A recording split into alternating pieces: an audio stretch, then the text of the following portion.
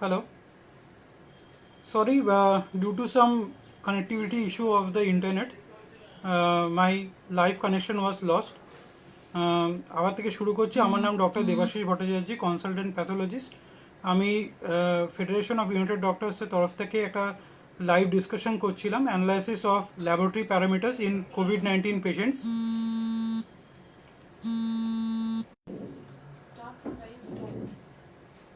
Hello. Yeah. So, Dr. Devashi Bhattacharya, I was presenting on a discussion on analysis of laboratory parameters in COVID-19 patients. এতক্ষণ আমি যেটা বললাম সেটা হচ্ছে যে analysis of various laboratory parameters in কোভিড-19 patients. তার মধ্যে আমি কিছু ল্যাবরেটরি প্যারামিটার্স অলরেডি ডিসকাশন করে দিয়েছি, like certain inflammatory markers like CRP, ferritin, interleukin 6, প্রোক্যালসিটোনিন। এছাড়াও আমাদের ডিসকাশন হয়েছে regarding one of the coagulation test which I was starting to discuss যখন কানেকশনটা ফেল হলো, সেটা হচ্ছে D dimer test. So resuming my live discussion actually. So D dimer test, so D ডাইমারটা কি, যেটা আমি আগে বলছিলাম যে it's a part of a coagulation system. মানে যখন বডিতে কোনো থ্রম্বাস বা ক্লট ফর্মেশন হচ্ছে ব্লিডিংটাকে স্টপ করানোর জন্য, তখন সেটা ফিব্রিন বলে একটা জিনিস দিয়ে তৈরি হয়, ঠিক আছে? সেই ফিব্রিন দিয়ে ব্লাড ক্লটটা তৈরি হচ্ছে। আর যখন সেই ব্লাড ক্লটের ইউজফুলনেস আর নেই, যখন ব্লিডিংটা স্টপ হয়ে গেছে, তখন প্লাজমিন বলে একটা প্রোটিন দিয়ে সেই ক্লটটা ধ্বংস হচ্ছে, মানে ফিব্রিন ক্লটটা ধ্বংস হচ্ছে। তো ফিব্রিন ক্লট যখনই ধ্বংস হচ্ছে তখন ফিব্রিন ডিগ্রেডেশন প্রোডাক্ট তৈরি হবে, মানে ফিব্রিন ভেঙে যে প্রোডাক্টগুলো তৈরি হয়, তার মধ্যে একটা ইম্পর্টেন্ট প্রোডাক্ট হচ্ছে এই ডি ডাইমার। তো এই ডি ডাইমারটা একটা কোয়াগুলেশন টেস্ট, যেখান দিয়ে আমরা কি বুঝতে পারছি যে আমাদের বডিতে কোয়াগুলেশন সিস্টেমটা কীভাবে কাজ করছে আর এক্সেসিভ কোনো ক্লট ফর্মেশন হচ্ছে কি না। So this D dimer test মূলত করা হয় দুরকম কন্ডিশনকে ডায়াগনোসিস করার জন্য। একটা হচ্ছে ডিপ ভেন থ্রম্বোসিস, আর একটা হচ্ছে ডিসেমিনেটেড ইন্ট্রাভাস্কুলার কোয়াগুলেশন। এই disseminated intravascular coagulation is a very important phenomenon in severe কোভিড-19 পেশেন্টস। এখানে কি হচ্ছে, এই যে বললাম সাইটোকাইন সিনথেসিস হচ্ছে, এই cytokine mediated coagulation of activation of coagulation system হচ্ছে। তো মাল্টিপল কোয়াগুলেশন সিস্টেম একসাথে অ্যাক্টিভেট হয়ে গেলে কী হবে, শরীরে এক্সেসিভ ক্লট ফর্মেশন হবে। এই ক্লট ফর্মেশন হলে প্লেটলেটগুলো কনজিউম হয়ে যাবে, আর এই ক্লটগুলো বারবার করে তৈরি হবে, আর এই ক্লটগুলো বারবার করে ভাঙবে। তাহলে কী হবে, ডি ডাইমারটা বেশি সিনথেসিস হবে। তো ইন কোভিড-19 patient will get a raised D dimer levels. তো এই নর্মাল ডি ডাইমার লেভেলটা হচ্ছে less than 0.5 milligram per litre. আর এই কোভিড-19 পেশেন্টের ক্ষেত্রে এই ডি ডাইমার লেভেলটা সাস্টেন্ড এলিভেশন হচ্ছে। আর ডি ডাইমার টেস্ট যদি সাস্টেন্ড এলিভেশন হয় একটা কোভিড-19 পেশেন্টের, আমাদের বুঝে নিতে হবে this patient has developed a DIC. এছাড়াও ডি ডাইমার ছাড়াও কয়েকটা কোয়াগুলেশন রুটিন টেস্ট আমরা নর্মালি করে থাকি, যেমন পিটি মানে prothrombin time, APTT, fibrinogen level, fibrin degradation product. DIC হলে মানে কোভিড-19 রুগী যদি ডিআইসি বলে যেই রোগটা হয় সেটা যদি হয়, ডি ডাইমার তো বাড়বেই, পিটিও বাড়বে, এপিডিটিও বাড়বে, ফিব্রিন ডিগ্রেডেশন প্রোডাক্টও বাড়বে, সবটাই বাড়বে। এবার যেটা আমি বলতে চাই সেটা হচ্ছে ডিআইসি স্কোর বলে একটা জিনিস হয়। সেই ডিআইসি স্কোরটা কি না, DIC score is a score যেখান থেকে আমি পেশেন্টের ডিসেমিনেটেড ইন্ট্রাভাস্কুলার কোয়াগুলেশন হয়েছে কি না সেটা বলতে পারবো। যেমন প্লেটলেট, তার মধ্যে কী কী থাকবে, প্লেটলেট কাউন্ট থাকবে, ডি ডাইমার লেভেল থাকবে, ফিব্রিনোজেন থাকবে, আর পিটি এলঙ্গেশন টাইম থাকবে। তো এই ডিআইসি স্কোরটা যদি এলিভেটেড হয় তাহলে আমি প্রেডিক্ট করতে পারবো যে না, এই পেশেন্টটা কিন্তু ডিআইসি ডেভেলপ করছে বা করতে পারে। এছাড়া আমাদের কয়েকটা স্পেশাল টেস্ট করতে হয় যদি doctors think that there are multiple organ involvement. যেমন যদি আমার মনে হয় যে the patient is having a hepatorenal syndrome, ঠিক আছে, কিংবা লিভার ইনভলভমেন্ট হয়েছে, লিভার এফেক্টেড হয়েছে না কোভিড-19 patient, be it cytokine mediated, be it direct viral mediated lysis of the liver cell, সেখানে আমাদের লিভার ফাংশন টেস্ট করতে হবে, মানে লিভার কীরকম আছে সেটা দেখা করতে হবে। কমনলি কী কী করি, যেমন অ্যালবুমিন দেখতে পারি, বিলিরুবিন দেখতে পারি। তো কোভিড-19 কী হয়, হায়ার বিলিরুবিন লেভেল থাকবে, মানে বিলিরুবিন লেভেলটা বেড়ে যাবে। এছাড়া অ্যালবুমিন লেভেল বাড়বে, আপনার টোটাল প্রোটিন লেভেল কমে যাবে, অ্যালবুমিন লেভেলও কমে যাবে, ঠিক আছে, কারণ লিভার ফাংশন করতে পারছে না, ঠিক আছে। এছাড়াও রেনাল ফাংশন টেস্ট করতে পারি যদি পেশেন্ট অ্যানিউরিয়া মানে পেশেন্টের রেনাল ফেলিউরের দিকে যাচ্ছে, তাহলে কী করবে, সেসব রেনাল ফাংশন টেস্ট করব। সেটা করলে কি দেখা যাবে যে ইনক্রিজ ক্রিয়েটিনিন লেভেল দেখা যেতে পারে, ইউরিয়া লেভেল দেখা যেতে পারে, অথবা সিস্টাইন সি লেভেল দেখা যেতে পারে। এরপরে আসবো আমরা আরেকটা কমন টেস্ট, সেটাকে আমরা বলবো complete blood count. Complete blood count test তো এর আগেও মানে আপনারা সবাই জানেন, অনেকের আমরা জ্বর হলে বা কোনো ইনফেকশন হলে এমনি কমপ্লিট ব্লাড কাউন্ট টেস্ট করতে দিই। এই কমপ্লিট ব্লাড কাউন্ট টেস্টের মধ্যে কী কী থাকে না, হেমোগ্লোবিন লেভেল দেখি আমরা, টোটাল লিউকোসাইড কাউন্ট মানে ডাব্লিউবিসির কত মাত্রা আছে ব্লাডে, টোটাল কাউন্ট দেখি, কোন কোন ডাব্লিউবিসি মানে নিউট্রোফিলের কত পার্সেন্টেজ, লিম্ফোসাইটের কত পার্সেন্টেজ সেটা দেখি, আরবিসি কাউন্ট দেখি, প্লেটলেট কাউন্ট দেখি। তো এই টেস্টগুলোকে একসাথে আমরা বলছি কমপ্লিট ব্লাড কাউন্ট। তো কমপ্লিট ব্লাড কাউন্টের পিকচার মানে কীরকম দেখতে হবে সেটা ডিপেন্ড করে এই কমপ্লিট ব্লাড কাউন্টটা কখন করা হচ্ছে করোনা ভাইরাসের ক্ষেত্রে। যদি ইনিশিয়াল স্টেজে করা হয় মানে ডে 1 to 14 ক্ষেত্রে আপনি কমপ্লিট ব্লাড কাউন্ট করছেন, তাহলে কিন্তু নিয়ার নর্মাল রেজাল্ট দিতে পারে। কিংবা যেসব পেশেন্টের মাইল্ড সিমটম হয়েছে তাদের যদি আমি কমপ্লিট ব্লাড কাউন্ট করি, তাহলে কিন্তু নর্মাল যা ভ্যালু থাকে কমপ্লিট ব্লাড কাউন্টে হেমোগ্লোবিনের, ডাব্লিউবিসির, বিভিন্ন নিউট্রোফিল, লিম্ফোসাইটের, প্লেটলেট, তাদের কিন্তু সেরকম ভ্যালু দিতে পারে, নর্মাল ভ্যালু দিতে পারে, অথবা মাইল্ড চেঞ্জ হতে পারে। কিন্তু ডে 17 আর ডে 14-এর মাঝখানে, ঠিক আছে, day 7 to day 14 after the onset of symptom, patient symptomatic হয়ে গেল, ঠিক আছে, পেশেন্ট সিমটোমেটিক হয়ে গেল, তারপরে আপনি কমপ্লিট ব্লাড কাউন্ট করছেন, তাহলে কিন্তু খুব ক্যারেক্টারিস্টিক মানে কোভিড-19 সচরাচর দেখা যায় কয়েকটা এরকম ফাইন্ডিং কমপ্লিট ব্লাড কাউন্টে দেখা যেতে পারে।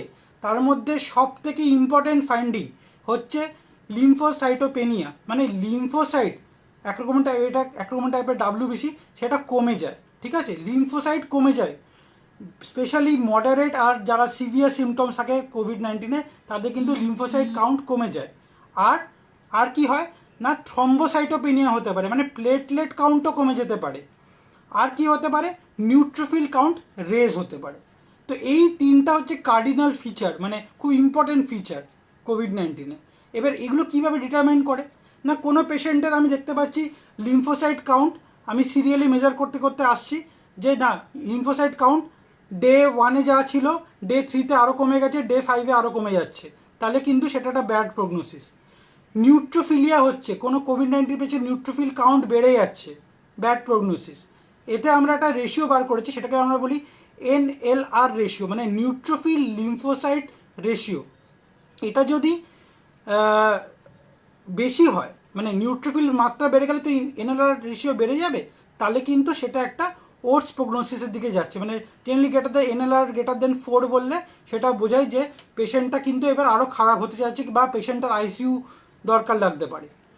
এবার বিভিন্ন স্টাডিতে দেখা গেছে যে পেশেন্ট সিমটোমেটিক হওয়ার পরে মানে পেশেন্টের সিমটম দেখা যাওয়ার পরে ডে 10 to ডে 12-এ যদি আমরা একটা কমপ্লিট ব্লাড কাউন্ট করে দেখতে পাই যে পেশেন্টের lymphocyte count is less than 20%, মানে টোটাল ডাব্লিউবিসির যা কাউন্ট তার থেকে লেস দেন 20% হচ্ছে লিম্ফোসাইট নেমে গেছে, তাহলে কিন্তু সেটা খারাপ প্রগনোসিস।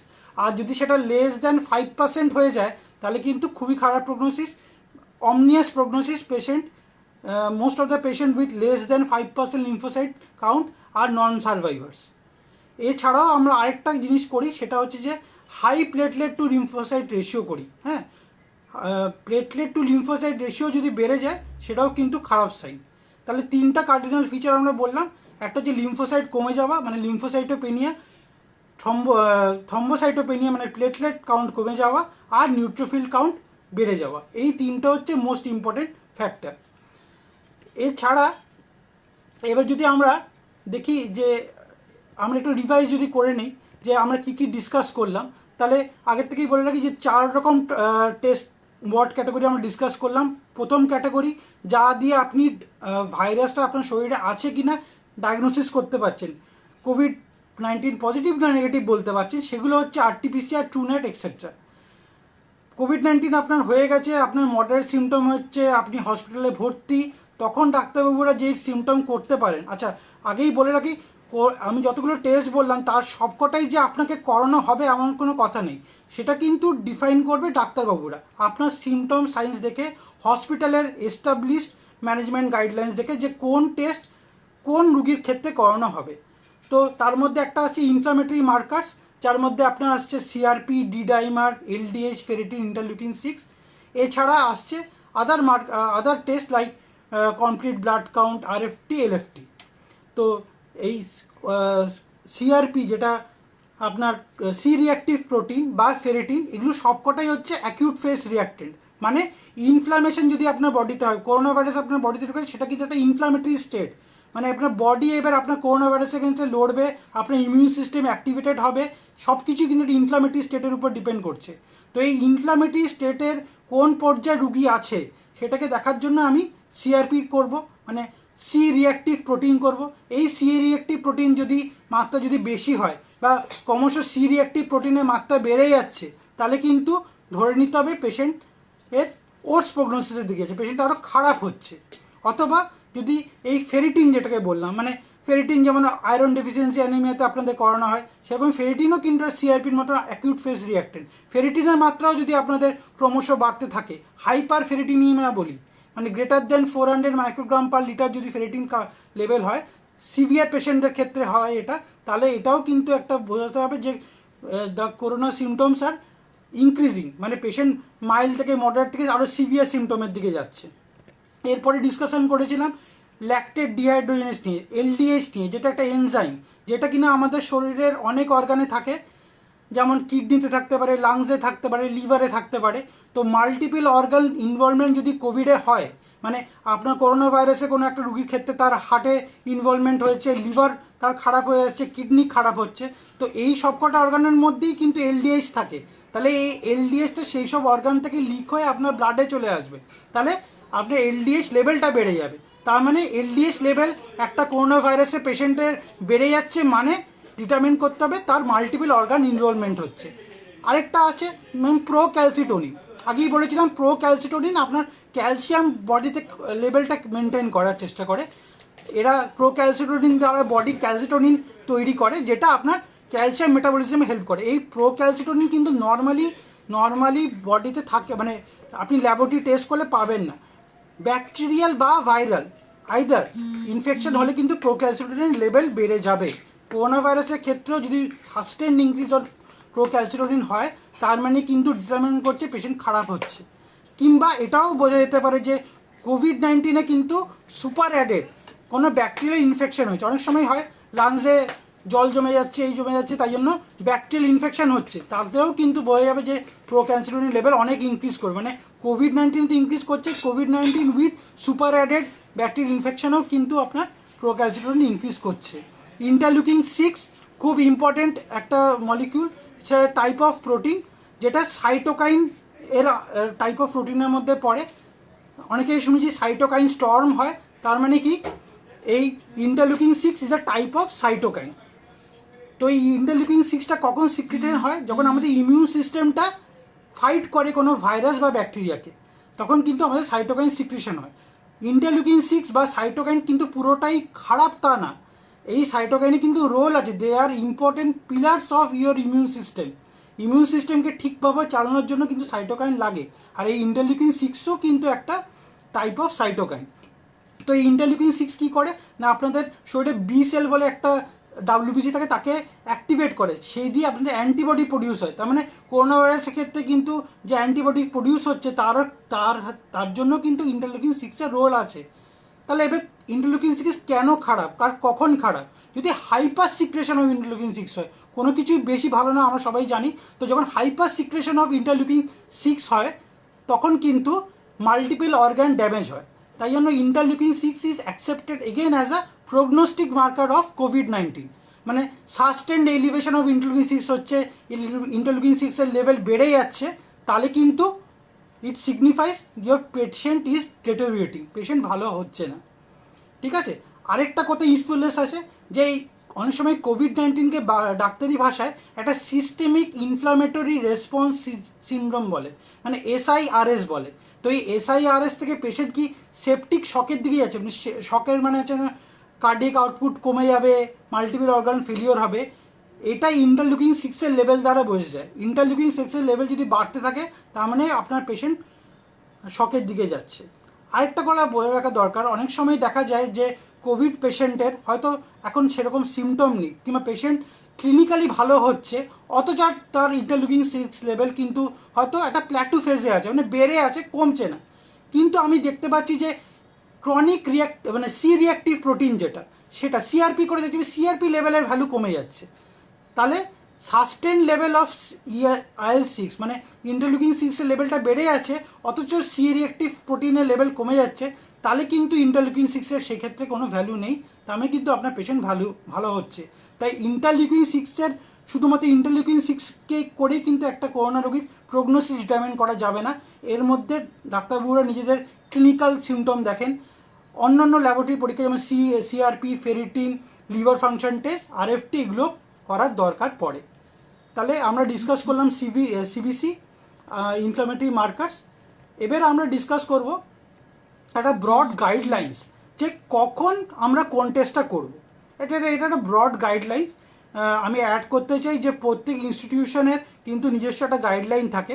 তো আমি যে গাইডলাইনটা বলবো সেটা একটা ব্রড গাইডলাইন, দ্যাট কখন কোন স্টেজে আমাদের কোন টেস্টটা করা দরকার। তো পেশেন্ট এবার প্রেজেন্ট করেছে আপনার কাছে with symptoms day 1 to day 3 of symptoms. তাহলে আপনি প্রথমে RT-PCR করলেন বা অ্যান্টিজেন টেস্ট করলেন, পজিটিভ এলো, you level the patient as a COVID-19 positive, মানে পেশেন্টের করোনা ভাইরাস হয়েছে, এটা আপনি স্ট্যাম্প করে দিলেন পেশেন্টের।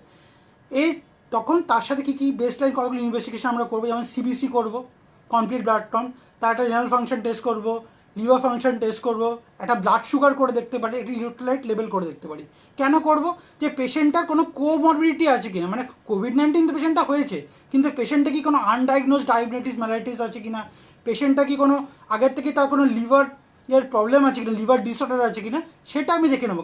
কারণ COVID-19 ম্যানেজমেন্টের সাথে সাথে আমাকে তার ম্যানেজমেন্টটাও কিন্তু স্টার্ট করে দিতে হবে, তাহলে কিন্তু পেশেন্টটা ডিটোরিয়েট করবে। তাই ডে 1 to 3-তে আমি এই টেস্টগুলো করতে শুরু করে দেবো। এছাড়া যদি পেশেন্টের ব্রেথলেসনেস মানে হাঁপানি হচ্ছে, ARDS মনে হচ্ছে আপনার ডেভেলপ অলরেডি করে গেছে, তাহলে ইনফ্লামেটরি মার্কার যেমন সি রিয়াক্টিভ প্রোটিন, ফেরিটিন, প্রোক্যালসিটোনিন, এগুলো আমরা করে দেখে নেব, তাদের বেস লাইন ভ্যালুটা দেখে নেব, যাতে আমরা সিরিয়ালি যখন মনিটর করবো আমরা বুঝতে পারবো যে কত থেকে ইনক্রিজ করছে ভ্যালুটা। এছাড়া ডে 5-এ কী করতে পারি, আমরা একটা সিটি স্ক্যান করে দেখে নেবো লাংয়ের কন্ডিশন কীরকম আছে। আর ইনফ্লামেটরি মার্কার্স তো আমরা করে যাচ্ছি লেভেলটা কতটা বাড়ছে সেটা দেখার জন্য। আর অন এভরি অল্টারনেট ডে আমাদের কিন্তু ডি ডাইমার আর সিআরপিটা করে যেতে হবে টিল ডে 12 মোটামুটি। কারণ ডি ডাইমারটা কী দেখবো আমি, যে পেশেন্টের ডিআইসি ডেভেলপ করছে, কারণ COVID-19 is a hyper viscosity associated diseases. Most of the symptoms of COVID-19 can be explained on development of DIC. তাই অন এভরি অল্টারনেটিভ ডেতে যদি হসপিটালের পেশেন্টকে আমি ডি ডাইমার আর সিআরপি করে দেখে নিতে পারি তাহলে সেটা বেটার। ইন্টারলিউকিন 6টা জেনারেলি ডে 8 to ডে 9-এর মধ্যে করা হয়। আফটার ডে 8 ইন্টারলিউকিন 6 আপনি সেটাকে ফলো আপ নেবেন যে লেভেলটা ডিক্রিজ করছে না আরও সাস্টেন ইনক্রিজ করছে। Chest X ray, if you feel that patient is having breathlessness, you can do it on alternate day. একটা ইনিশিয়াল সিটি স্ক্যান করার পরে অল্টারনেট ডে চেস্ট এক্সরে করে দেখা যেতে পারে। If the patient condition deteriorates, you may do a repeat CT scan. এছাড়াও যদি আমি পেশেন্টকে অনেক সময় এখন তো ডেক্সামেথাসোন দেওয়া হচ্ছে পেশেন্টকে, তাহলে কিন্তু এইসব পেশেন্টে যাদের ডেক্সামেথাসোন দেওয়া হবে তাদের কিন্তু রেগুলারলি ব্লাড সুগার লেভেল কিন্তু আমাদের দেখতে হবে, কারণ স্টেরয়েড দিলে কিন্তু সুগার লেভেল ফল করতে পারে। যদি পেশেন্টকে আপনি রেমডেভিসির দেন তাহলে কিন্তু রেমডেভিসির ইন্ডিউস লিভার ফাংশন টেস্টটাও দেখে নিতে হবে, মানে রেমডেভিসির দেওয়ার পরে তার লিভারে কোনো এফেক্ট পড়ছে কি না সেটা কিন্তু মনিটর করতে হবে। রেমডেভিসির দেওয়ার পরে generally on after day 3 of administration of remdesivir you need to do a liver function test. Guidelines অনুযায়ী if you are giving your patient a tocilizumab then you should do procalcitonin of the patient, অথবা if you are suspecting the patient has undergone a super added bacterial infection, পেশেন্টের corona virus ছাড়াও কোনো bacterial infection হয়েছে, তাহলে কিন্তু আপনাকে প্রোক্যালসিটোনিন লেভেলটা করে যেতে হবে। আর আরেকটা অনেকে জিজ্ঞেস করছিলেন প্রিভিয়াস কমেন্টে যে অ্যান্টিবডি টেস্টে কী রোল, তো ডক্টর সুমেতা দে তো অ্যান্টিবডি টেস্ট নিয়ে বলেছেন। আমি একটা লাইনে অ্যাড করতে চাই যে if you are planning to become a plasma donor in a recovered COVID-19 patient, then you can go for antibody test. So জানার জন্য যে আপনার আইজিজি লেভেলটা কতটা। এছাড়া কিন্তু সেরো সার্ভেলেন্সে ওর রোল আছে, কিন্তু ডায়াগনোসিসে কিন্তু অ্যাজ আ মানে অ্যান্টিবডি টেস্টে কোনো রোল নেই। তো এটাই আমার জিস্ট। জাস্ট একটাই মেসেজ ক্যারি ফরওয়ার্ড করতে চাই পুরো ডিসকাশনটার থেকে, সেটা হচ্ছে যে যতগুলো টেস্ট নিয়ে ডিসকাশন করলাম তার মানে এটাই না যে প্রত্যেকটা ক্ষেত্রে সবকটাই আপনাদের করতে দেবে, কিংবা হয়তো কোনো ডাক্তারবাবু আপনাকে এই টেস্টটা করতে দিলেন না, আপনি বললেন যে না কেন আমাকে এই টেস্টটা করতে দেওয়া হলো না। আবার বলে রাখি, ক্লিনিক্যাল সাইন্স সিমটমস, ক্লিনিক্যাল অ্যাকিউমেন ডাক্তারবাবুরা নিজেদের ইউজ করে, হসপিটাল গাইডলাইন্স থাকে, স্টেট গভর্নমেন্টের বা সেন্ট্রাল গভর্নমেন্টের গাইডলাইন্স থাকে, সেই গাইডলাইন মেনেই কিন্তু আপনার ম্যানেজমেন্ট আর টেস্ট হবে। আমি জাস্ট একটা ওভারভিউ দিলাম যে আপনার যদি একটা টেস্ট হয়, কমপ্লিট ব্লাড কাউন্ট হচ্ছে, আপনি বুঝতে পারবেন যে কেন হচ্ছে, কিংবা সেটা যদি রেজাল্টটা এরকম আছে তাই আমি বুঝতে পারবেন যে হ্যাঁ আমার পেশেন্ট ইমপ্রুভ করছে আরও। তো এটাই জাস্ট একটা ব্রড আইডিয়া দিলাম আমি এই ডিসকাশনটা দেওয়াতে। আপনাদের যদি কোনো কমেন্ট থাকে আপনারা আমাকে কমেন্টে জানাতে পারেন, আমি চেষ্টা করবো আপনাদের অ্যান্সার দেওয়ার। আরেকটা কথা মনে করে দিতে চাই যে as a part of this programme on behalf of federation of united doctors, আমার next speaker doctor Abhijit Dey, উনি খুব একটা ইম্পর্টেন্ট টপিক নিয়ে বলবেন অন 31 অক্টোবর মানডে 8 PM। টপিকটা হচ্ছে COVID-19 সেরো survey and is implications. আপনারা অবশ্যই দেখবেন এই প্রোগ্রামটা, because we feel that as a doctors it is our duty to create a mass awareness about this COVID-19. তো কোভিড-19কে আমরা ভয় পাবো না, বাট অবশ্যই সচেতন থাকবো। আর hopefully that India and the whole world will recover soon from this pandemic. Thank you.